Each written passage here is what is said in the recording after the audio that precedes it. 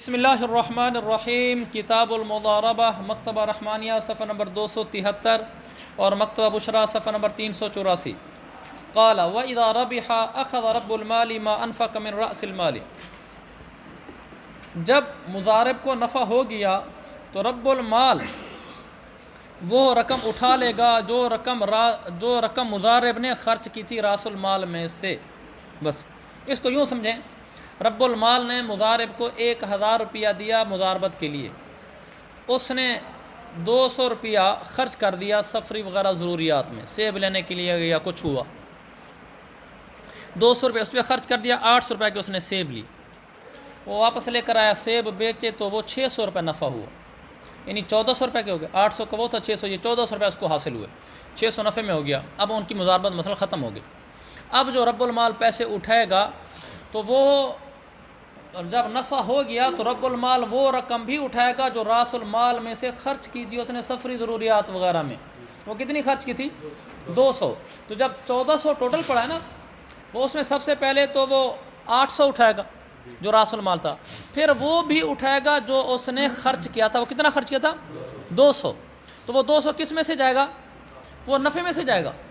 یعنی 600 نفع ہوا نا، اس 600 میں سے وہ 200 اٹھا لے گا تو وہ بچے گا پیچھے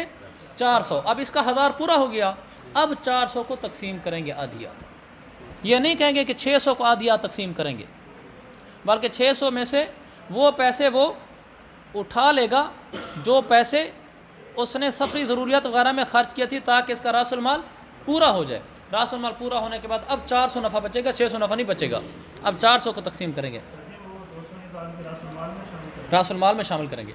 پہلے راس المال پورا ہوگا۔ فَإِن بَاعَ الْمَتَاعَ مُرَابَحَةً حَسَبَ لفظ ہوگا، حَسِبَ نہیں ہوگا، حَسِبَ يَحْسِبُ ہوتا ہے گمان کرنا، حَسَبَ يَحْسُبُ حساباً گننا، حَسَبَ مَا أَنْفَقَ عَلَى الْمَتَاعِ مِنَ الْحُمْلَانِ وَنَحْوِهِ۔ اگر مضارب اس سامان کو بیچے جس سامان کو وہ لے کر آیا ہے مضاربت کے طور پر مرابحتاً، تو جو پیسے اس نے سامان پر خرچ کیے ہیں حملان وغیرہ کے تو ان کو بھی درمیان میں وہ شمار کر لے گا، یعنی اس کی حملان لوڈنگ، اس کے بار برداری کے خرچے کہ وہاں سے لے کر یہاں تک لوڈنگ کا اس کو 200 روپے خرچہ آ گیا، چیز 1000 روپے کی لایا، 200 روپے اس کا لوڈنگ کا خرچہ آ گیا، تو لوڈنگ والا خرچہ اس میں آپ پہلے پڑھ چکے ہیں مرابہ میں، وہ اس میں شامل کر دے گا، تو وہ 1200 روپے کی کہہ کر آگے مرابحتاً بیچے گا۔ وَلَا يَحْتَسِبُ مَا أَنْفَقَ عَلَى نَفْسِهِ، جو پیسے اپنی ذات پر خرچ کیے، اس میں گیا درمیان میں وہ اس نے کھانا کھایا اور سفر کا کرایہ بھرا، اپنی ذات پر جو خرچ کیے تو اس کے پیسے وہ شمار نہیں کرے گا، پھر اس کا نتیجہ یہ ہوتا ہے کہ وہ اپنا مرابحتاً میں نفع کی مقدار بڑھا دے۔ لِأَنَّ الْعُرْفَ جَارٍ بِلَحَاقِ الْأَوَّلِ دُونَ الثَّانِي، اس لیے کہ جو پہلا ہے عرف پہلے کو ملانے میں تو جاری ہے اور دوسرے کو ملانے میں جاری نہیں ہے، اور اس وجہ سے بھی جو پہلے ہے یعنی حملان وغیرہ کا خرچہ وہ مالیت میں اضافے کا سبب بنتا ہے، قیمت میں اضافے کے ساتھ، کہ قیمت میں اضافے کے ساتھ مالیت میں اضافے کا سبب بنتا ہے، یعنی مالیت میں بھی اضافہ ہوتا ہے، قیمت میں بھی اضافہ ہوتا ہے۔ حاشی نمبر 7 دیکھو، مالیت میں اضافہ ہوتا ہے، جیسے دیکھو شروع میں جیسے اس نے رنگ کیا اور اس کو دھلوایا تو اس سے زیادتاً فی عین المتاع، اس سے متاع کی عین میں مالیت کی عین میں اضافہ ہوتا ہے، اور دوسرا کل حمل فإنہ یوجب زیادتاً فی القیمت، اور جو لوڈنگ ہے اس سے قیمت میں اضافہ ہوتا ہے۔ اچھا آگے وثانی لا یوجبها، اور جو دوسری قسم ہے وہ یوجب زیادہ، وہ زیادتی کا موجب نہیں ہوتی۔ اگر اس کے پاس مضارب کے پاس 1000 روپیہ تھا، اس نے 1000 روپے کے کپڑے خریدے، فقصرھا، ان کپڑوں کو دھلوایا، اس کا یہ ترجمہ بنایا کہ حاشیے میں لکھا اور حاشیہ نمبر 8 میں بھی لکھا ہوا ہے کپڑے دھلوانا، کہ اس نے پھر جا کر وہ کپڑے دھلوائے یا ان کو لاد کر لایا اپنی طرف سے 100 روپیہ لگا کر، 1000 روپے میں نے دیا تھا، اس نے جا کر 1000 روپے کے کپڑے لے لیے، پھر اپنی جیب سے 100 روپے لگا کر کپڑے دھلوا لیے یا کپڑے لاد کر لے کر آیا، اور اس سے کہا یہ گیا تھا اعمل برائک، تو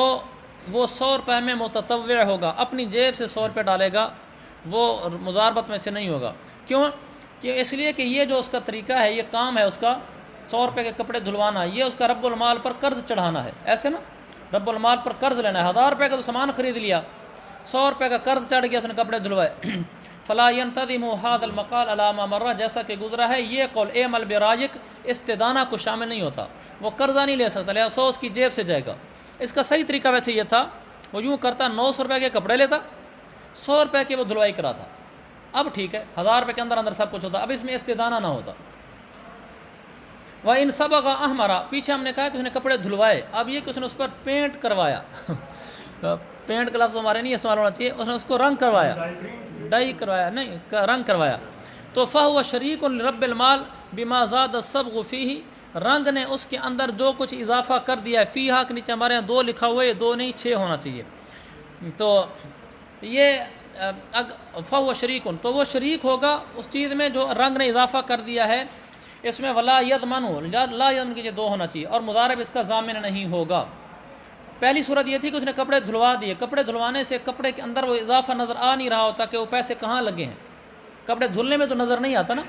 لوڈنگ کر کے کپڑا لیا تو کپڑے میں تو نظر نہیں آتا اس پہ 100 روپیہ لوڈنگ کا لگا ہوا ہے کوئی چیز ظاہر نہیں کر رہی تھی، لیکن جب آپ نے رنگ لگا دیا تو رنگ تو ساتھ لگ گیا نا، رنگ بتا رہا ہے کہ یہ چیز ساتھ ایک اضافی لگ گئی ہے، 1000 روپے کا کپڑا تھا، 100 روپے کا رنگ بھی اپنی ایک حیثیت رکھتا ہے،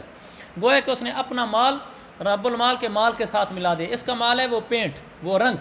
اور 1000 روپیہ کپڑا ہے وہ رب المال کا مال ہے اچھا، اس صورت میں شریک ہو جائے گا، کیوں؟ لِأَنَّهُ عَيْنُ مَالٍ قَائِمٍ بِهِ، کیونکہ یہ بعین ہی وہ مال ہے جو مال اس کے ساتھ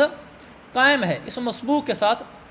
یہاں تک کہ اذا بیع ثوب المصبوغ مصبوغ کان له حصۃ الصبغ، یہاں تک کہ جب اس رنگے ہوئے کپڑے کو بیچا جائے گا تو اس مضارب کے لیے رنگنے کا حصہ ہوگا، وحصۃ الثوب الابیض علی المضاربۃ، اور سفید کپڑے کا حصہ مضاربت پر ہوگا۔ مثلا یہ جو اس نے کپڑا خریدا تھا 1000 روپے کا، اور 100 روپے اس نے لگایا اپنے رنگ کا، 1100 کا ہو گیا، اور اگر جا کر بالفرض یہ 2200 کا بک جاتا ہے، تو اس صورت میں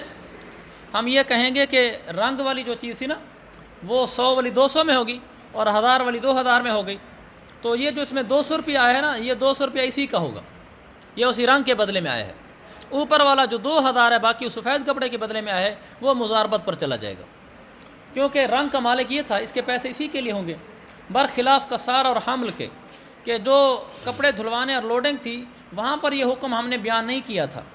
وجہ یہ ہے کیونکہ لوڈنگ اور کپڑے کی دھلوائی لیس بعین مال مال قائم بھی، یہ کوئی ایسا مال نہیں ہے جس کی عین قائم کھڑی ہو، ایسے نا کپڑے کا دھلوانا وہ کوئی عین تو نہیں لگ جاتی کپڑے کے ساتھ، مال کے ساتھ کوئی عین موجود کھڑی ہو، ایسا کچھ نہیں ہوتا، وَلِهَذَا إِذَا فَعَلَهُ الْغَاصِبُ ضَاعَ عَمَلُهُ وَلَا يَضِيعُ إِذَا صَبَغَ الْمَغْصُوبُ، اسی وجہ سے جب غاصب نے یہ فعل کیا تو اس کا عمل ضائع ہو جائے گا۔ کیا مطلب؟ ایک آدمی غاصب تھا، اس نے کپڑا غصب کیا، جا کر کپڑا دھلوا لیا، کپڑا دھلوانے کے بعد اس پر 100 روپے لگا دھلوائی پر، واپس جب کرنے لگا تو اس کا عمل ضائع ہو گیا، یعنی کپڑا اس نے دھو لیا، واپس آیا تو اس کا عمل ضائع ہو گیا، یہ نہیں کہا جائے گا چونکہ تو نے دھویا ہے اپنے دھونے کی اجرت چلو تو رکھ لے، اور اگر اس نے جا کر اس کو رنگ کروا لیا، ہاں جو رنگ کروا لیا ہے تو پھر رنگ میں اس کا حصہ ہوگا، اس لیے کہہ رہے ہیں اذا فعلہ الغاصب، جب غاصب نے یہ کام کیا، اس نے جا کر کپڑا دھو لیا تو اس کا عمل ضائع ہو گیا، اس کو دھونے کے بدلے میں کچھ نہیں ملے گا، ولا یضیع عملہ فعلہ، اس کا فعل ضائع نہیں ہوگا جب اس نے مغصوب کپڑے کو رنگ کر دیا، اذا صبغ المغصوبہ، اس صورت میں اس کا حصہ اس کو ملے گا، جیسا کہ نیچے حاشیے والے نے بڑی وضاحت کے ساتھ اس کے لکھا ہے کہ جب وہ اس کے ساتھ رنگ کر دیا، اب جب مغصوب منہ جو چیز واپس لے گا تو اس میں رنگ کے بقدر جو حصہ ہوگا وہ غاصب کا ہی ہوگا، اس کی اس نے نیچے تفصیل لکھی ہوئی، آپ اس کو دیکھ سکتے ہیں، یعنی اس کپڑے کو مفت نہیں لے سکتا۔ وَإِذَا صَارَ شَرِيكًا، جب وہ مضارب رب المال کے شریک ہو گیا رنگ کی وجہ سے، تو اب اس کا قول اعمل برائے کا اسے ایسے شامل ہوگا جیسے خلط کو شامل ہونا ہوتا ہے۔ دیکھو اعمل برائک اس بات کو شامل ہوتا ہے نا کہ تو اپنے مال کے ساتھ میرا مال ملا دے، اعمل برائک میں وہ مضاربت کے مال کے ساتھ اپنا مال ملا سکتا ہے، تو اعمل برائک کہنے کے ساتھ یہ بھی شامل ہو گیا کہ میرے کپڑے کے ساتھ اپنا مال رنگ کی شکل میں ملا لے، یہ مطلب ہے انتظامہ الخلط، جیسے اس کا قول خلط کو شامل ہوتا ہے ایسے اس کا قول سب کو بھی شامل ہو گیا، فلا یضمنہ، لہذا اب وہ ضامن نہیں ہوگا، جیسا کہ اس صورت میں ضامن نہیں ہوتا ہے جب اس کو کہا جاتا ہے اعمل برائک اور یہ جا کر رب المال کے مال کے ساتھ اپنا کچھ مال ملا کر پھر تجارت شروع کرتا ہے تو کوئی حرج نہیں ہوتا، یہاں بھی ایسی ہے۔ ایک دوسری فضل، فَإِنْ كَانَ مَعَهُ أَلْفٌ، اگر مضارب کے پاس 1000 روپیہ تھا آدھے نفع کے بدلے میں نے 1000 دیا، میں نے کہا نفع آدھا، اس نے جا کر اس 1000 روپے کا کپڑا خرید لیا، بزن کپڑا، فَبَاءَ الْبَزَّ بِأَلْفَيْنِ، پھر اس حذیفہ نے جا کر وہ کپڑا 1000 والا 2000 کا بیچ دیا، اور اس نے 2000 کے بدلے میں غلام خرید لیا، فَلَمْ يَنْقُضْهُمَا، ہما کی ضمیر جائے گی الفین کی طرف، اور حذیفہ نے ابھی تک وہ 2000 روپے ادا نہیں کیے تھے، یہاں تک کہ یہ 2000 اس کے پاس ضائع ہو گئے۔ تو اب غلام خرید چکا ہے، 2000 روپے دینے ہیں۔ یا غرم رب المال 1500 والمضارب 500۔ اب 2000 روپے دینے ہیں، اس میں سے 1500 دے گا رب المال اور 500 دے گا مضارب، چونکہ آدھی آدھ کا تھا نا۔ 1000 والا غلام جب 2000 کا ہوا تھا تو اس 2000 میں رب المال کے کتنے پیسے بنیں گے؟ 1500۔ 1000 اس کا راس المال اور اوپر والے 1000 والے نفع میں سے 500 روپے نفع اور مضارب کا 500 بنے گا، تو وہ ان پر تاوان بھی ایسے ہی آئے گا۔ جو 2000 ضائع ہو گیا ہے اور غلام کے مالک کو دینے ہیں تو 1500 رب المال دے گا اور 500 مضارب دے گا۔ اور یکون ربع العبد للمضارب وثلاثة ارباع الى المضاربہ۔ ہاں البتہ یہ بات ہے کہ غلام کا چوتھا حصہ مضارب کے لیے ہو جائے گا اور 3 حصے مضاربت پر ہو جائیں گے۔ یہ نہیں ہوگا کہ 4 حصے مضاربت پر ہو جائیں گے، نہیں، یوں ہو جائے گا کہ اس کا چوتھا حصہ جس کے 500 روپے مضارب نے دیے ہیں، گویا کہ وہ مضارب کا ہی ہے، اس میں جتنا نفع آئے گا وہ نفع سارا مضارب اٹھائے گا، باقی 3 حصے مضاربت پر باقی رہیں گے، اس میں جو نفع آئے گا وہ تقسیم کریں گے۔ یہ جو مسئلہ بیان کیا ہے امام محمد نے، حاصل الجواب، یہ ھذا الذی ذکرہ حاصل الجواب، یہ تقسیم جو انہوں نے ذکر کیا یہ پورے جواب کا خلاصہ ہے، کیونکہ ثمن کل کی کل اصل میں مضارب پر تھی، 2000 اسی نے دینا تھا چونکہ عاقد ہوئی تھا، اذ هو العاقد، مضارب ہی عاقد تھا، اس نے ہی جا کر غلام خریدا تھا۔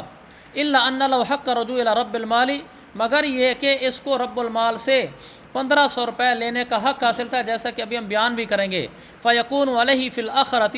لہذا یہ ثمن آخر میں اسی مضارب پر ہوگی۔ علیہ کے نیچے رب المال لکھا ہوا ہے، لیکن علیہ کی ہو ضمیر کا مرجع بنایا میں المضارب ہے، اور یہاں نیچے جو عدد ہے نا 3 کا لکھا ہوا ہے، 3 کا عدد بھی مضارب کی طرف جا رہا ہے، تو عدد کو دیکھیں اور بنایا کو دیکھیں تو مضارب بننا چاہیے، لیکن اگر بین السطور کو دیکھیں اور اشرف الہدایہ اور احسن الہدایہ ان کو دیکھیں تو یہ ضمیر جانی چاہیے رب المال کی طرف، لیکن میرا ذاتی خیال یہی ہے کہ یہ مضارب کی طرف جاتی ہے، رب المال کی طرف جانا درست نہیں ہے، جیسا کہ بنایا جی، تو بنایا میں مضارب لکھا ہے تو اس کو مضارب ہی لکھو، تو یہ ثمن بالآخر مضارب پر ہی ہوگی، کیونکہ عاقد ہوئی تھا تو ثمن اسی نے دینی ہے، رب المال اس کا مرجع ٹھیک نہیں سمجھ آ رہا، مجھے یہ تسامح لگتا ہے۔ ووجہہ انہ لما نزل المال، اس کی وجہ یہ ہے کہ مال جب نقدی کی شکل میں آ گیا، کپڑا تھا نا، وہ کپڑے سے 2000 روپے کی شکل میں آ گیا، نقدی کی شکل میں آ گیا تو نفع ظاہر ہو گیا، اور وہ نفع کتنا تھا؟ وہ 500 روپیہ نفع تھا۔ وَإِذَا فَإِذَا اشْتَرَى بِأَلْفَيْنِ، اور جب اس نے پھر اس 2000 کا غلام خرید لیا تو یہ سارا مشترئا ربعہ لنفسہ، جب 2000 کا غلام خریدا اور 500 روپیہ اس کا نفع تھا تو 500 یوں کہا جائے گا کہ یہ اس غلام کو چوتھا حصہ تو اپنی ذات کے لیے خریدنے والا ہوگا، اور باقی 3 حصے مضاربت پر رہیں گے علی حسب انقسام الالفین، 2000 کی تقسیم کے مطابق، 2000 کی تقسیم کر کے دیکھو اس میں 3 حصے مالک کے تھے اور چوتھا حصہ اس کا تھا، لہذا 3 حصے مضاربت پر رہیں گے، چوتھا حصہ اس کا ہوگا۔ اور جب یہ دونوں 1000 ضائع ہو گئے، اب اسی مضارب پر ثمن لازم آ گئی، وجہ وہ ہم نے پیچھے بیان کر دی ہے، کیونکہ ثمن ساری اسی کی ضمن تھی، یہی عاقد تھا، اور اس مضارب کو رب المال سے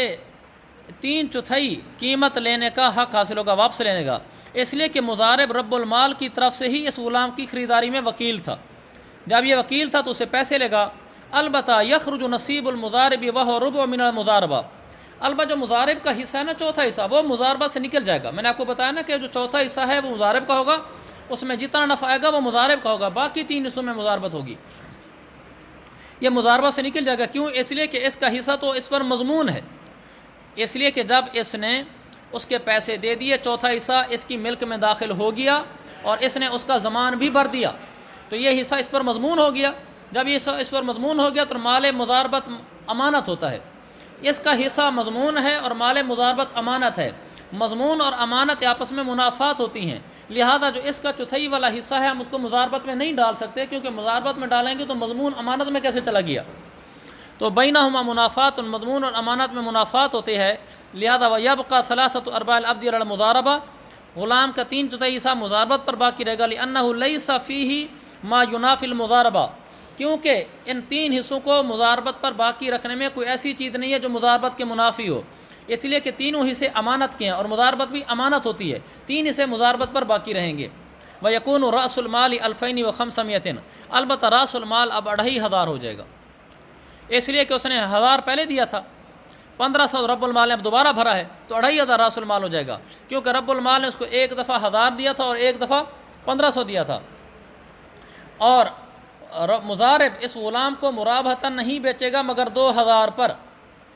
اس کو جب مرابحتاً بیچنے لگے گا وہ 2000 پر بیچے گا، اس لیے کس نے غلام خریدا کتنے کا تھا؟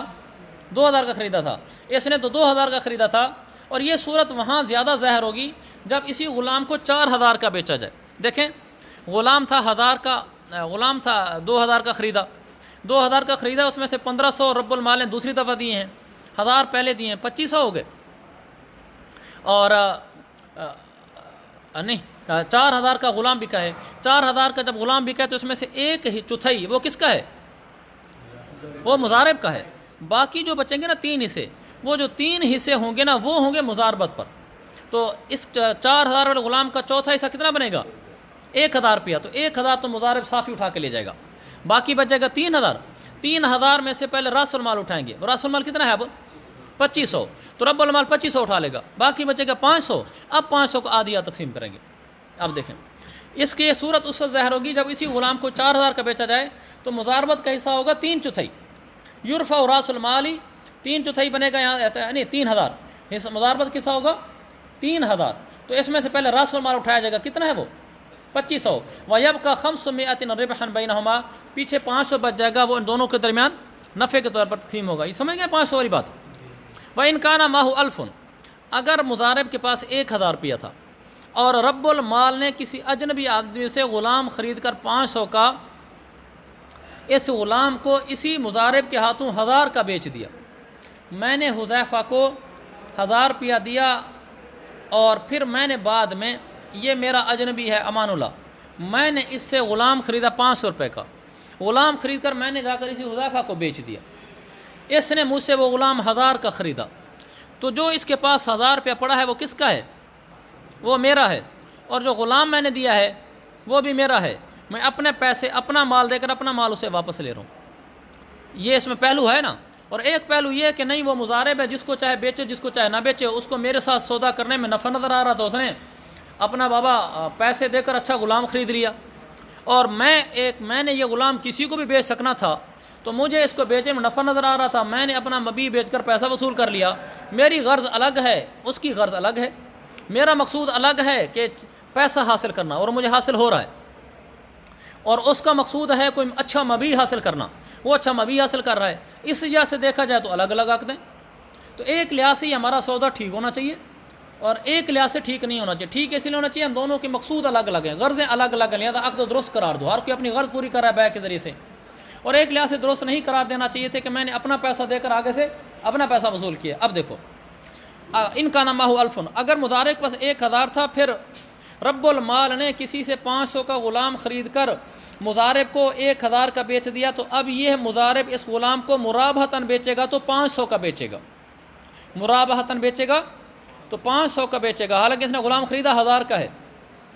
کیوں؟ اس لیے کہ یہ ہے بیع، یعنی رب المال کا مضارب کو بیچنا، اس کے جواز کا حکم لگایا گیا ہے دفع حاجت کے لیے مقاصد کے تغایر کی وجہ سے۔ ان دونوں کے مقاصد مختلف ہیں، مقاصد مختلف میں نے بتا دی تھے، میرا مقصد تھا پیسوں کا وہ حصول، اور اس کا مقصد تھا کسی چیز کا حصول۔ مقاصد کے تغایر کی وجہ سے ضرورت پوری کرنے کے لیے اس کے جواز کا فیصلہ کیا گیا۔ وَإِنْ اگرچہ وَإِنْ كَانَ بَيْعُ مِلْكِهِ بِمِلْكِهِ، اگرچہ یہ اپنی ہی ملک کو اپنی ہی ملک کے عوض بیچنا تھا، میں نے غلام اپنی ملک کو 1000 روپے کے عوض اپنی ملک کے عوض بیچا تھا، اس لحاظ سے جائز نہیں ہونا چاہیے تھا، مگر پھر بھی اس کے جواز کا حکم لگایا گیا ہے۔ الا ان فیہ شبہۃ العدم، مگر پھر بھی اس میں عدم جواز کا شبہ موجود ہے، وہ میں نے سمجھا دیا کیسے موجود ہے کہ ایک لحاظ سے بیع ٹھیک ہوتی اور ایک لحاظ سے نہیں ہوتی، تو شبہ تو ہوگی عدم جواز کا۔ اور مرابحت کا دار و مدار وہ امانت پر ہوتا ہے، اور شبہ خیانت سے احتراز پر ہوتا ہے، چونکہ یہ شبہ ہو گیا فاعتبر اقل الثمنین، 2 ثمنوں میں سے سب سے اقل ثمن کا اعتبار کیا گیا، ایک ثمن ہے 5000 روپے اور ایک ہے 500 روپے اور ایک ہے 1000 روپے، تو ہم 500 والی کو مرابحہ میں شمار کر لیں گے۔ ولو اشترى المضارب عبدا ب1000، اگر مضارب نے غلام کو خریدا 1000 روپے کا اور اس نے پھر وہ غلام بیچا رب المال کو 1000 اور 200 کا، غلام مضارب نے غلام 1000 کا خرید، پہلے یہ تھا کہ میں نے غلام لے کر مضارب کو بیچا، مضارب سے پیسے لیے، اب دوسری صورت یہ ہے کہ مضارب نے غلام لے کر مجھے بیچ اور مجھ سے پیسے لیے، الٹا ہو رہا ہے نا۔ تو اب مضارب نے غلام 1000 کا خرید کر اور مجھے رب المال کو 1200 کا بیچ دیا، اب رب المال اس کو مرابحتاً 1100 کے اوپر بیچے گا۔ میں نے خریدا وہ 1200 کا ہے، لیکن مرابحتاً 1100 کے اوپر بیچوں گا، کیونکہ اوپر والا جو 200 ہے وہ نفع ہے نا، اس نفع میں سے 100 میرا ہے 100 اس کا ہے، تو احتیاط کی وجہ سے میں اس کو 1100 کے اوپر بیچوں گا، 1200 پر نہیں بیچوں گا۔ کیونکہ اس لیے کہ یہ بیع اعتبر عدما فی حق نصف ربح، نصف نفع کے حق میں تو یہ بیع ہی معدوم ہے، وہ نصیب رب المال، اور وہ نصف ربح ہے رب المال کا حصہ، جو میرا حصہ ہے نا، اس 100 روپے والے حصے کے اندر تو یہ بیع معدوم ہے، یعنی یہ بیع اس 100 روپے والے حصے میں ہوئی نہیں ہے، بیع اس 100 روپے کو چھوڑ کر باقی پیسوں میں ہوئی ہے، باقی پیسے 1100 روپے، تو 1100 میں بیع ہوئی ہے۔ وقد مر فی البیوع، اور یہ بات پہلے کتاب البیوع میں باب المرابحہ کے اندر گزر چکی ہے کہ یہ جو 100 روپے والا نفع ہے اس میں بیع غیر معتبر بیع معدوم شمار ہوگی۔ کہاں گزر چکی ہے؟ ہماری کتاب کے مطابق باب المرابحہ میں جو قول ہے اذا کان مع المضارب،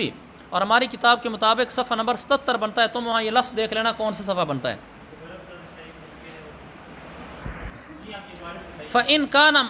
عبارت یہ ہے اذا کان مع المضارب، یہ باب المرابحہ میں عبارت ہے، اور ہمارا صفحہ 77 ہے۔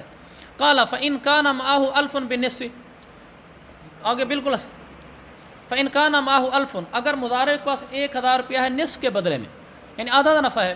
اس مضارب نے اس 1000 روپے کا غلام خریدا جس غلام کی قیمت 2000 روپے تھی،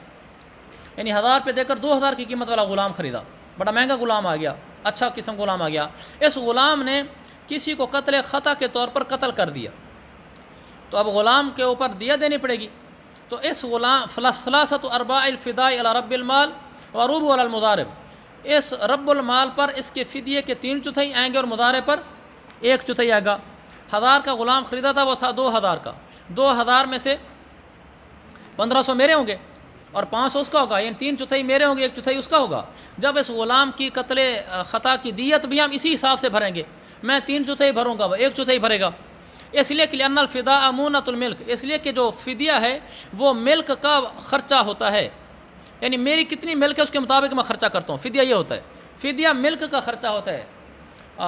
تو اس میں میری ملک تھی 3/4 اور اس کی ملک تھی 1/4، فیتقدر بقدر الملک، لہذا اس کو ملک کے بقدر اس کا انداز لگا، مقدار مقرر کی جائے گی، اور ملک ان دونوں کے درمیان ارباعن تھی، ارباعن کا مطلب یعنی 4 حصے کیے گئے تھے، 3 میرے اور چوتھا اس کا، اس لیے کہ جب مال عین بن گیا، ایک عین بن گیا، 1000 کے بدلے میں ایک غلام آ گیا جس کی قیمت 2000 تھی، تو نفع ظاہر ہو گیا نا، اور نفع 1000 پہ تھا ان دونوں کے درمیان، اور اس میں سے 1000 رب المال کا ہوگا راس المال کی وجہ سے، اس لیے کہ اس کی قیمت 2000 تھی نا، اور اوپر والا 1000 نفع ہو جائے گا۔ اذا فدیا، جب رب المال و مضارب دونوں نے اپنا اپنا حصہ دے دیا، میں نے 1500 دے دیا، اس نے 500 دے دیا، تو غلام مضاربہ سے اب نکل جائے گا، اب اس غلام میں مضاربت نہیں ہے، بس غلام ہم دونوں کا مشترکہ غلام ہو گیا ہے، اس لیے اما نصیب المضارب فلما بینہ، مضارب کیسا مضاربہ سے کیوں نکل جائے گا، اس کی وجہ ہم نے پیچھے بیان کر دی ہے کہ اس لیے کہ وہ اس پر مضمون ہے، جب مضمون ہے اور مضمون اور امانت جمع نہیں ہوتی ہے، اس لیے تو مضاربت میں رہے گا ہی نہیں۔